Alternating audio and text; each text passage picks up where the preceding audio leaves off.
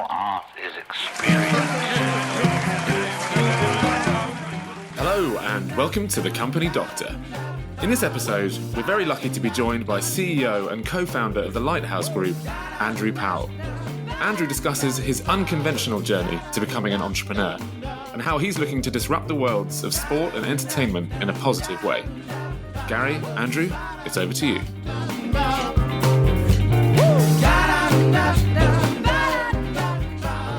Hey, Andrew, thank you so much for joining this episode. I was really pleased to have you on, being an inspiring entrepreneur, and I thought, who should we have on?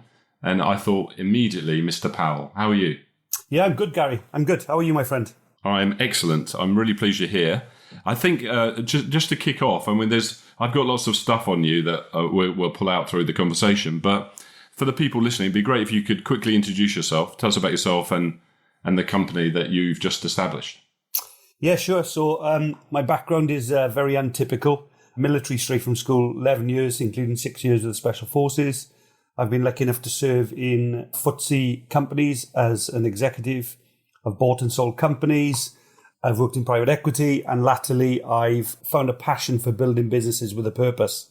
And my latest adventure is the Lighthouse Group, where we are going to positively disrupt the world of sports and entertainment by looking after talent properly.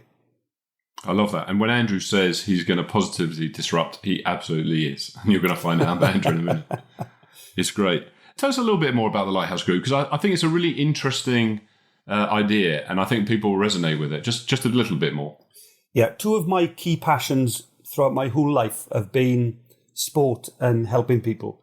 And I've always wanted to build a business with a why around it that could actually do good for society and also leverage the inordinate amount of surplus cash in the world of sport. And therefore, what we've done is combine those two passions to build a business that is technology driven and is looking to really look after the talent in the world of sport in a way that it's not been historically. And there was an independent report published last year as an example, and I'll just give you two key statistics. One of the statistics was that athletes go bankrupt or in severe financial difficulty within 5 years of finishing their primary careers. And the stat was 52%, so 1 in 2. Wow. Another stat is that 97% of young talent today in sporting academies across the UK will never make it to their first professional contract. And the mental health challenges associated with that are astronomical. Wow. Yeah, it's big stuff. And I didn't know it was that much, but I knew it was a challenge. Well, that's fantastic. So let's get into the topic, and we'll come back to this because I think it will link back quite nicely.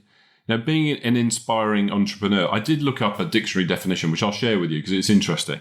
But I've got a question for you. What is being an entrepreneur? What is it, and why may you be one?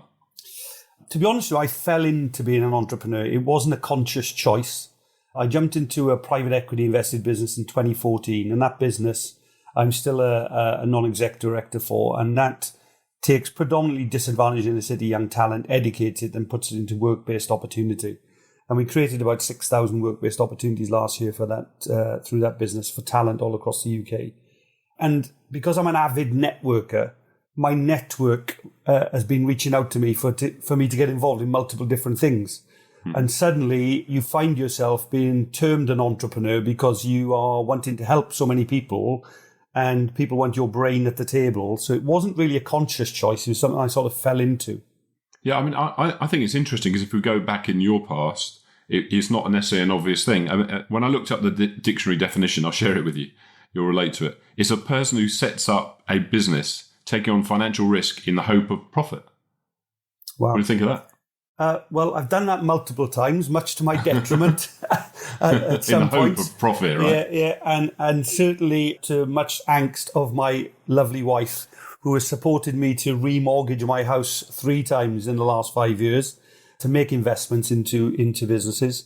So yeah, I do take risk, but the risk I take is normally quite calculated and managed, and with a view that I can provide some form of influence over the investment that I make. Is that what you tell the wife? So she agrees to let you do it? That's what I do tell her. Luckily, she can't hear this, so she can't hear. Well, she will hear this, by the way, just to let you know. So this is interesting. This is where I want to link back to your past, because if an entrepreneur is someone who takes risks, If you think about your background, and you're back to the forces, where taking risks costs lives, how does that work for you? I was lucky enough to have kind of two military careers. My primary military career was in what we call the Green Army, where really the leadership style is relatively autocratic, i.e. you knew what your daily routine was.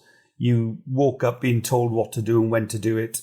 So that was one element of my military career. The second element, though, was with the Special Forces for 6 years. And, I served in the first Gulf War, did a couple of tours of the former Yugoslavia, served in Northern Ireland and a few places in South America. But that was really about learning how to be innovative and take managed and calculated risks in small teams. Right. And that's where I think my budding entrepreneurialism come from, because when you're in a small team operating where if you get it wrong, it can cost lives, you start to trust people in a very different way. And you start to understand that even if you are the leader, you aren't the leader knowing everything about anything that's going on. And therefore, your small team, you have to bring the right skills to the front of the leadership opportunity, depending on the scenario under management. Yeah, no, it's interesting. It's not an obvious one in a way. And do you think you need to be brave to be an entrepreneur? Wow, that's a big question. Personal courage is a real passion of mine in understanding how talent evolves. And I think bravery and personal courage are absolutely necessary if you're going to excel in any type of career. It's all too easy, I think, to take the easy path. But I've sort of trodden a path where I've never done that. So I'm quite lucky, I guess. Yeah, no, I'm sure. But if you draw on your experience, have you got an example where things really did work and what you needed to do? What was your mindset to make sure it happened? There's been so many different facets to my career that I've made huge mistakes, which I've learned from, and I've had some successes, which you're obviously aware of. I think where things have worked really, really well for me is when I've put people around me who are better than me. And I don't mean better than me holistically, I mean better than me at what they do functionally. And I always look to build teams where, yes, okay, I can provide an environment for them to grow and be successful, but really where I am providing a service level of leadership orientation versus a dictatorial or autocratic style of leadership. Because, why would you employ great talent and put great people around you and then tell them what to do? Well, it's a great question to ask a lot of businesses, isn't it? Yeah, and I'm lucky enough to have gone into loads of different businesses across my career, and I've been called in because there's an issue or there's a challenge or there's several challenges.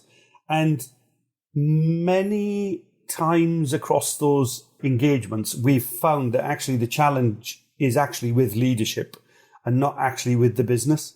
And it's about how leaders are engaging, managing, leading the talent that they have available to them, and remembering sometimes they have one mouth and 2 ears. Yeah. And sometimes may not use them in that proportion, I'm sure. Yeah, for sure. But, when you're about to do something, in your mind, is it always going to work? Do you believe it's always going to work? And where does your mind go through the whole journey? I know because you expect success, of course, but where does your mind go through the journey when you're doing something? I think if anybody ever tells you they never have any self-doubt, they're lying. I think every person, every good leader I've met has moments of self-doubt and probably a bit of imposter syndrome as well. And I'm no different to anybody else. There are times when I think, oh my God, what the bloody hell have I done?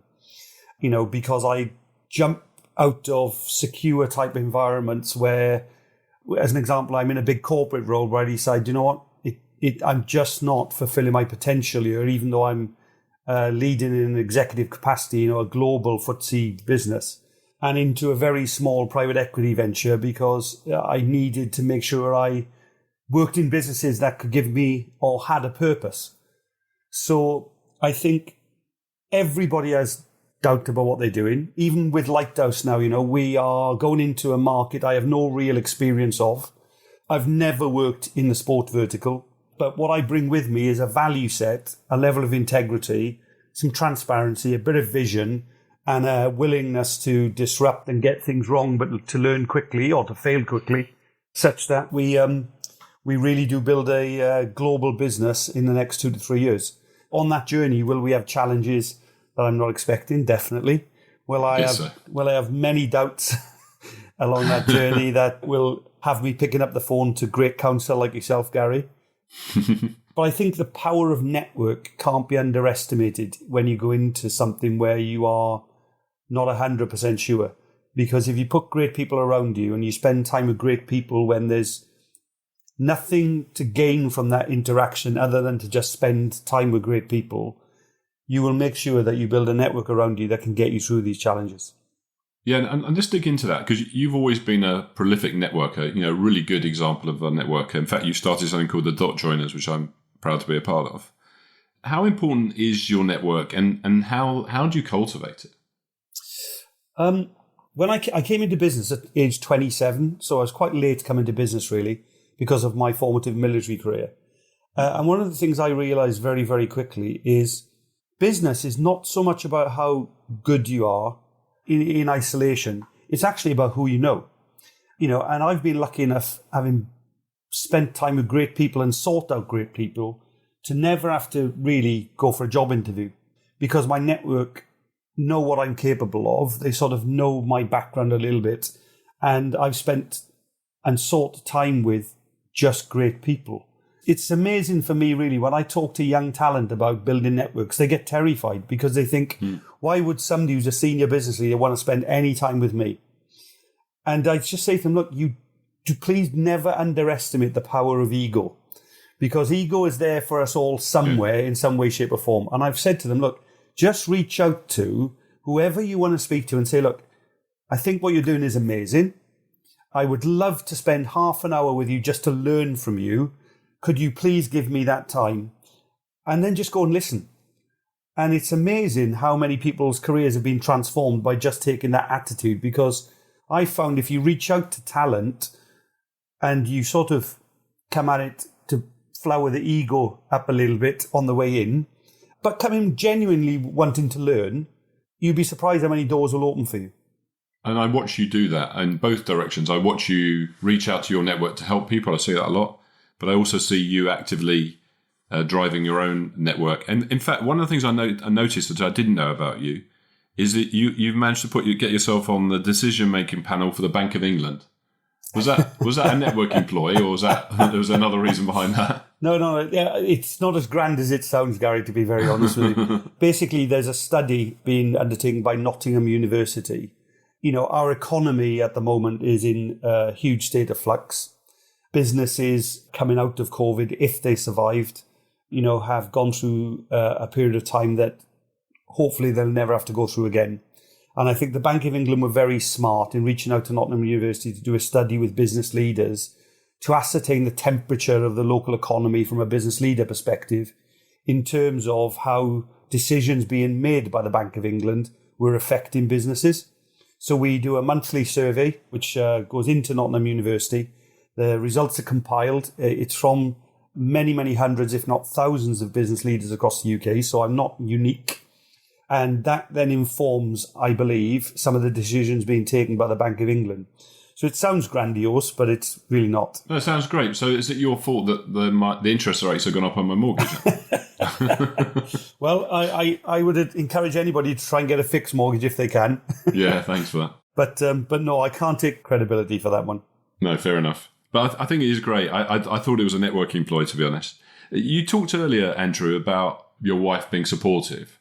It's a bit of a leading question, but is a supportive partner at home important? I couldn't do without what I do without Sally. Absolutely not. When I was in the large corporate job, when I was working with you, Gary, all them years ago, I was on a plane pretty much every week when I started to reach the executive suite.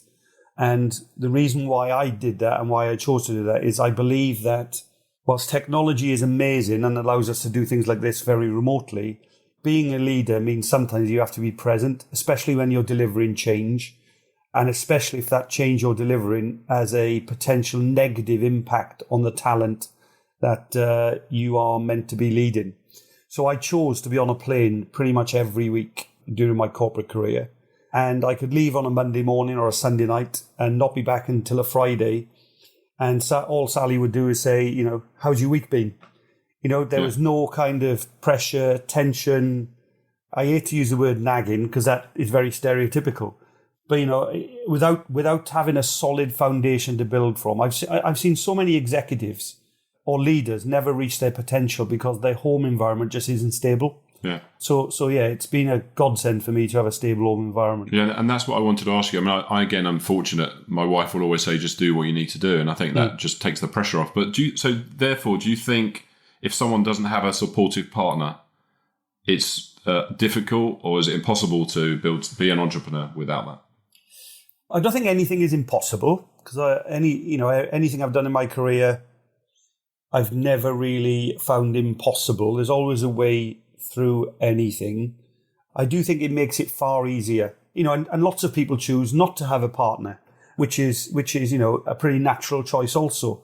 But I do think if you've got a stable environment around you that enables you to be all you can be and be at your best all of the time, it's a massive help, and it's an enabler for you fulfilling your potential for sure.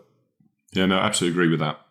So let's get into giving some people guidance. I mean, I think your advice already is really helpful. There's a lot of people that want to be an entrepreneur. They like the idea of it, but it's pretty hard. And they probably don't know where to get started. So I thought I'd ask you, if someone wants to take the leap, what are the steps that you would recommend for them to become an entrepreneur, as we described before, which is basically someone who wants to set up a business and take some financial risk and hopefully get some profit?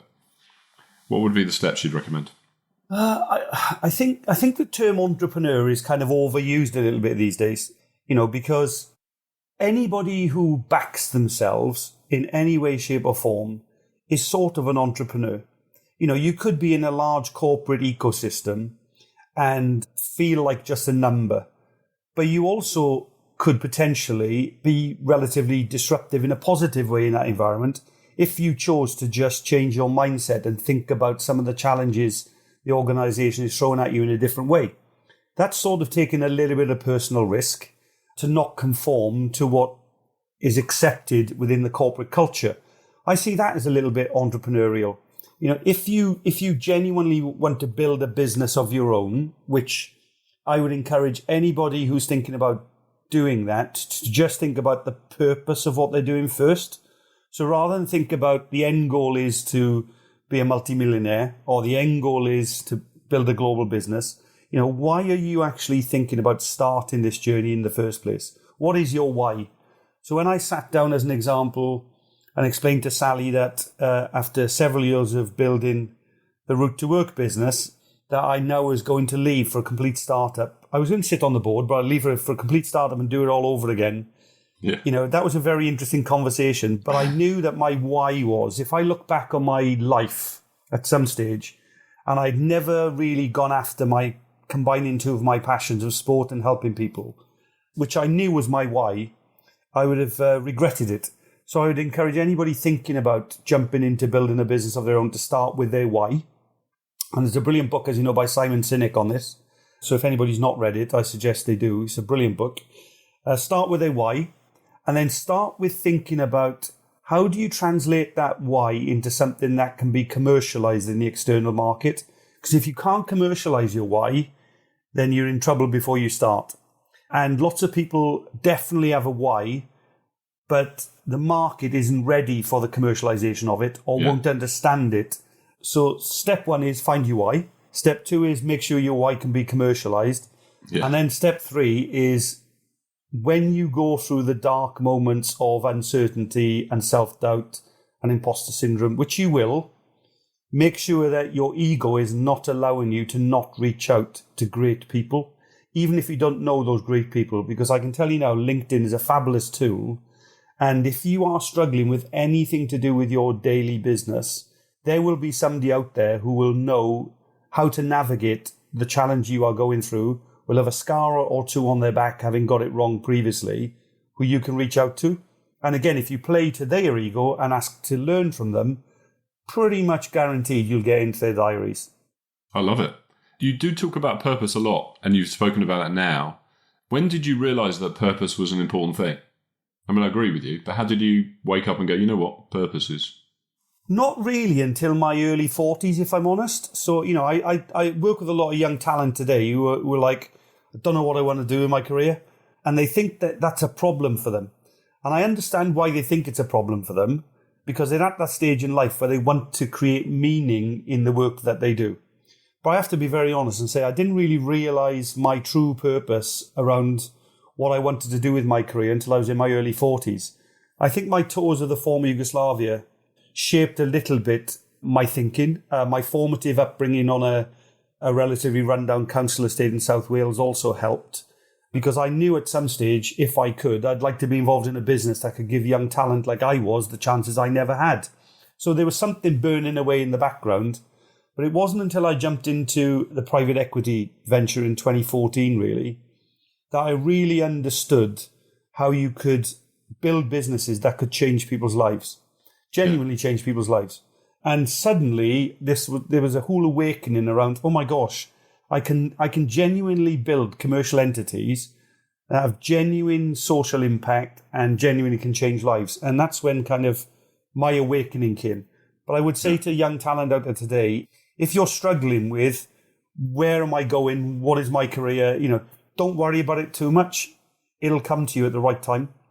Well, I think it's a great story, because you said, you went from, let's say, 28 to 40 before you realised it. And I've known you for years, and you've always been a make it happen kind of guy. So you've always been a deliverer of making things happen. Can we just look forward a little bit? So, because I think it would be helpful, people listening are kind of business to business people or people that are aspiring. Now you could look back, if you were looking at something based on your experience, because you've got lots of experience of doing this quite a few times. If you had your next venture, and I appreciate you've only just started one, so I'm not trying to get you to jettison it, but what would you do differently in your next venture based on what you know now? That is a great question. What did I do differently? Wow. I think I'm lucky enough to have failed at so many things on so many occasions. The term failure for me is not catastrophic. The great Muhammad Ali had a fantastic saying that said, if you get knocked down 9 times, get up 10. It's the person who stays down that's in a bit of trouble. So I try, if I can, if I'm going to fail, I try and fail and learn quickly.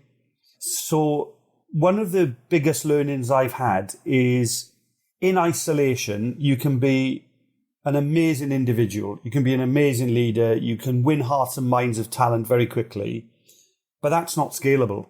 You are a single point of failure if you believe you can build something of meaningful value based just on your own individual brand. So my biggest lesson, which is what I've done at Lighthouse, is I've put myself in the middle of a wider group of companies called Armco. And the reason why I've done that is because the 11 or 12 companies I've now surrounded myself with, I can access IT, HR, infrastructure, operations, legal, without actually paying for it. So actually Lighthouse can focus on its core opportunity whilst all of the other things are taken care of for me in the background. And from an equitable perspective, I do not own 100% of Lighthouse because I want to build a business with people, and therefore creation of value needs to be shared. And I think lots of entrepreneurs make the mistake of wanting to retain 100% ownership of everything they've got because they think that 100% ownership means that they'll create more value for themselves personally. I have a different mentality. My mentality is if I can put great people around me who can share in the equitable ownership of what I'm building, and therefore they've got some skin in the game with where we're taking this business and the future, then that actually allows me to offload a lot of the burden of being a sole entrepreneur very, very quickly. So put great people around you and don't be greedy. Yeah, I like that a lot. When you were talking about Muhammad Ali and keep getting up again, where my head went to, and I think people listening would feel the same way, is there a time where you shouldn't get back up again? I mean, you said 11 times. What about, or 10 times? What about 20 times? Is there a point where you go, you know what, this isn't working? Yeah, so I've had that scenario back in 2005, just before I came to work for you, actually, Mr. Gamp. Okay. If you remember, I built an interim management consultancy business, and my commitment to the bank at the time was year one trading would be around about 400,000 turnover, year 2, 550, year 3, 700. And by month 18, it was turning over 2 million. And I was on the startup stars of the particular bank, whose name I won't mention, as being a very successful entrepreneurial startup business. And I got invited to their head office for a conversation. And I thought they were going to invite me to head office to congratulate me and tell me how amazing the business was. When actually what they invited me there to do was to tell me I was overtrading against my plan, even though the business was hugely successful. And that they now needed me to remortgage my house and put all of my spare equity into the business to prove I was really committed. I was earning less than I'd ever earned in my career because all my money was going back into the business.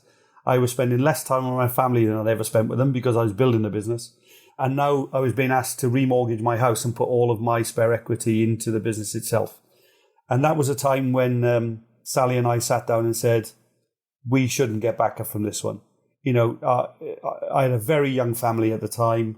It just wasn't a risk Sally and I were prepared to take together to throw everything we had into a business that basically was me on my own, really, leading and growing that business, which is why now when I go into a venture like that, I put people around me immediately who have some skin in the game and who share in the risk. So massive lesson learned, and I didn't get back up from that one. I have to be honest, it broke me because I'd never perceived myself to fail in my career prior to that moment.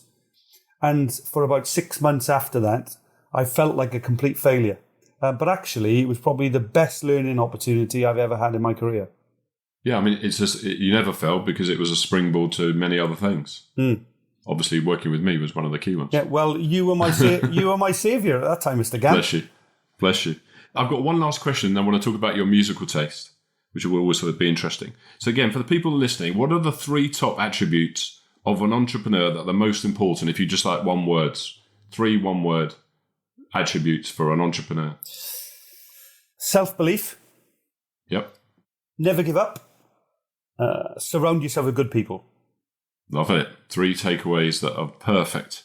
Andrew, that's been amazing. I must admit, a really good insight. I love your journey because, you know, starting, you know, in the forces, and as you say, you had 2 careers. It wasn't an obvious choice. If someone had met you back then, they wouldn't have expected you to be an entrepreneur. No disrespect, because of that career that you'd chosen then.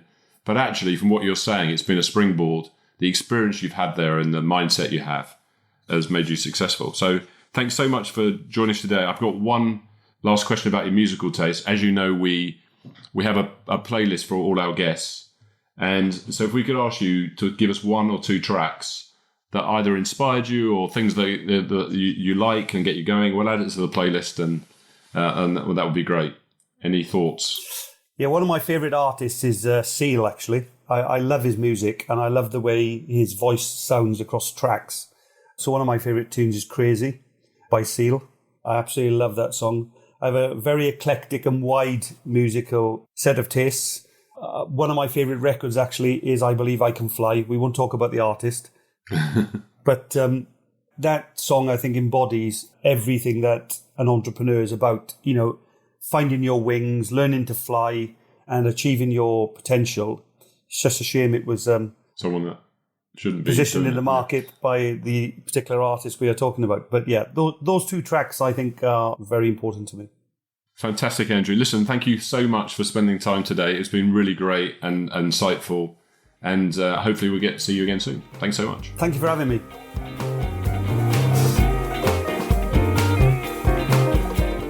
We hope you enjoyed this episode of The Company Doctor.